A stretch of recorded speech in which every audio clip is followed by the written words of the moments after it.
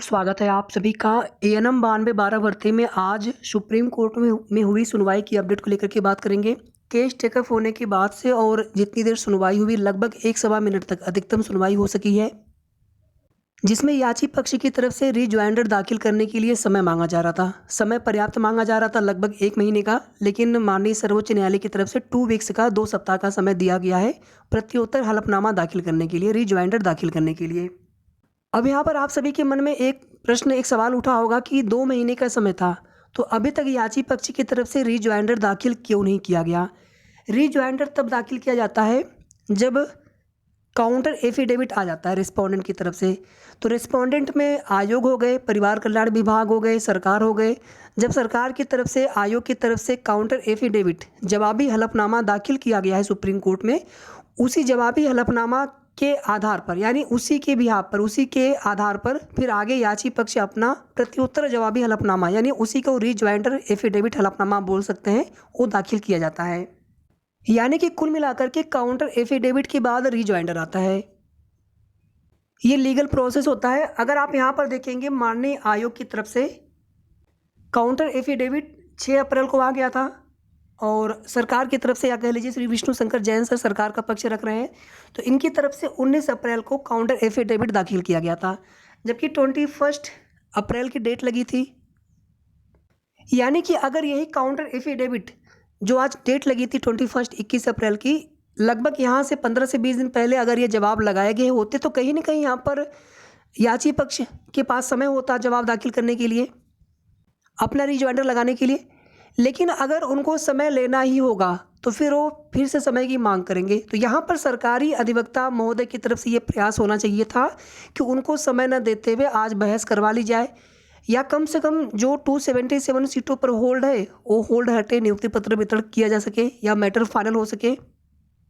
लेकिन माननीय न्यायालय की लीगल प्रोसेस, जो विधिक प्रोसेस जो होती है, प्रक्रिया होती है, उसके अंतर्गत रिज्वाइंडर दाखिल करने के लिए समय दिया जाता है और उसी के तहत आप देखेंगे लगभग 4 वीक्स का टाइम मांगा जा रहा था याची पक्ष के अधिवक्ता की तरफ से, और माननीय सर्वोच्च न्यायालय की तरफ से 2 वीक्स का टाइम दिया गया है। 2 वीक्स का मतलब हो गया कि लगभग आप मान के चलें कि 8 मई के आसपास की नेक्स्ट डेट होगी। 8 मई से पहले की उम्मीद कम लग रही है। 8 मई को भी डेट लग सकती है या फिर 8 मई की बाद कभी की भी डेट लग सकती है। और आप सभी जानते हैं कि 22 मई से और पूरा जून और जुलाई में भी शायद 1 या 2 दिन ये समर वैकेशन में चला जाएगा, गर्मियों की छुट्टी में चला जाएगा माननीय सर्वोच्च न्यायालय की। यानी उस समय तो मामले पर सुनवाई हो नहीं पाएगी। हालांकि जो अर्जेंट केसेज होते हैं उन पर सुनवाई होती है, स्पेशल जो समर जो वैकेशन बेंच होती है उनमें होती है, लेकिन जो रेगुलर मामले होते हैं उनकी सुनवाई नहीं होती इस दौरान। यानी कि कुल मिलाकर के 20-21 मई तक का समय है।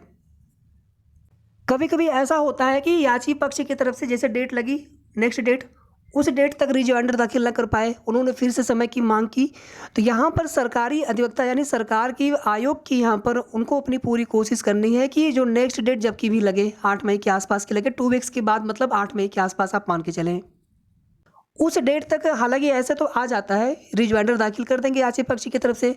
और अगर मान लीजिए विशेष परिस्थितियों में अगर रिज्वाइंडर नहीं भी आ पाता है तो उस स्थिति में भी वहाँ पर सुनवाई करा करके केस को फाइनल करवाया जाए, केस को डिस्पोज ऑफ करवाया जाए, ये कोशिश होनी चाहिए। यानी कि याची पक्ष को और समय न दिया जाए। इसमें जो याची पक्ष के अधिवक्ता है उन्हें भी ये सोचना चाहिए कि जो याचिकर्ता है, जिनका आप पक्ष रख रहे हैं, जिनकी तरफ से माननीय जो अधिवक्ता है, तो उनकी तरफ से भी ये कोशिश होनी चाहिए कि इतने सिलेक्टेड अभ्यर्थी हैं, सभी बहनें हैं इस भर्ती में, और कितनी मानसिक पीड़ा से वे लोग गुजर रही हैं, तो उन्हें जो है समय पर रिज्वाइंडर लगा देना चाहिए, या अभी जो उनको समय दिया गया है इसी समय के अंदर अंदर वो रिज्वाइंडर दाखिल कर दें, ताकि नेक्स्ट डेट पर सुनवाई हो जाए और वो अपना पक्ष रखें, सरकार अपना पक्ष रखें, और कुल मिलाकर के केस फाइनल हो जाए।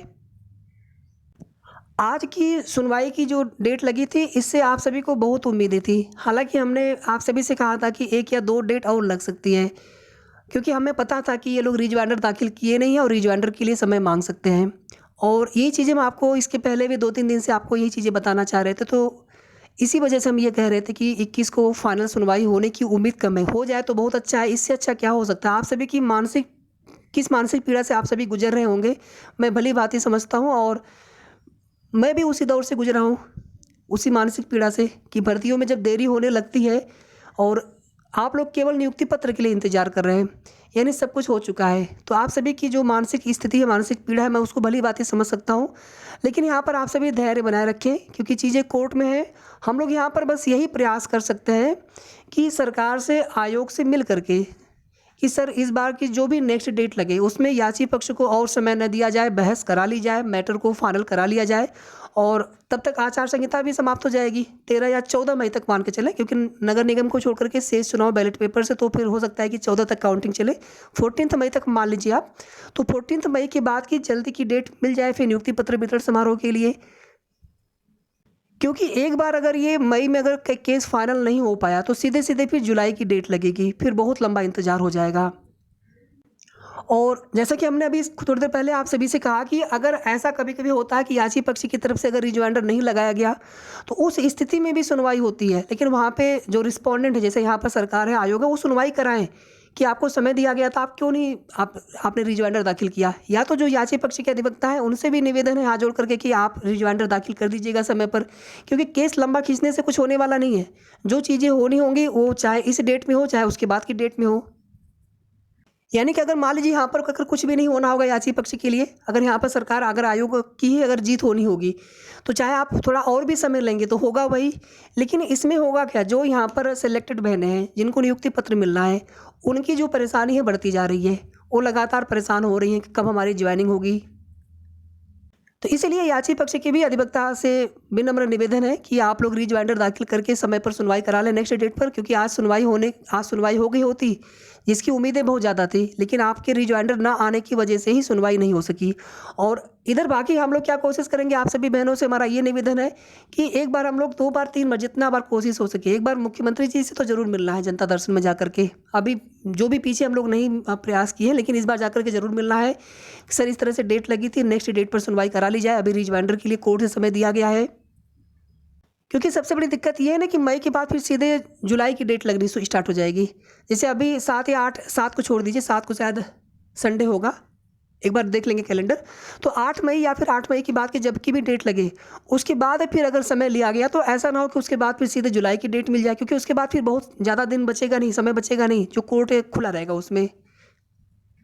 और याची पक्ष की तरफ से रिजवाइंडर आने के बाद जो भी नेक्स्ट डेट लगेगी, हम 8 मई यहाँ पर मान के चलते हैं एक्सपेक्टेड, बाकी कोर्ट स्टेटस जल्दी अपडेट हो जाएगा। तो जो भी नेक्स्ट डेट लगती है उस डेट में आपका मैटर, मैं यहाँ पे कह रहा हूँ, इसके पहले हमने नहीं बोला था क्योंकि हमें लग रहा था शायद एक डेट और लगे, लेकिन अब यहाँ पे हमें भी बहुत ज़्यादा उम्मीद हो गई है कि नेक्स्ट डेट पर आपका मैटर फाइनल हो जाना है। लेकिन इसके लिए हम सभी को प्रयास करते रहना है। याची पक्ष अपना रिजवाइंडर लगाएं, सरकारी अधिवक्ता महोदय, सरकार और आयोग अपना पक्ष पूरी मजबूती से रखें नेक्स्ट डेट पर, और नेक्स्ट डेट पर सुनवाई करा ली जाए हर हाल में। आज की सुनवाई का कोर्ट ऑर्डर भी आएगा, क्योंकि सुनवाई हुई है, केस टेकअप हुआ है, तो कोर्ट ऑर्डर 100% आएगा। कोर्ट ऑर्डर आने के बाद आपको कोर्ट ऑर्डर में वही चीज़ें देखने को मिलेंगी कि वहाँ पर ये जो पिटिशनर है उनको 2 वीक्स का टाइम दिया गया है, यही लेकर के आएगा संभवतः, क्योंकि वही चीज़ें हुई हैं। तो कोर्ट ऑर्डर में बहुत कुछ ज़्यादा आपको देखने को नहीं मिलना, लेकिन जैसे ही कोर्ट ऑर्डर आएगा उसकी भी जानकारी आप सभी को दे देंगे। धन्यवाद।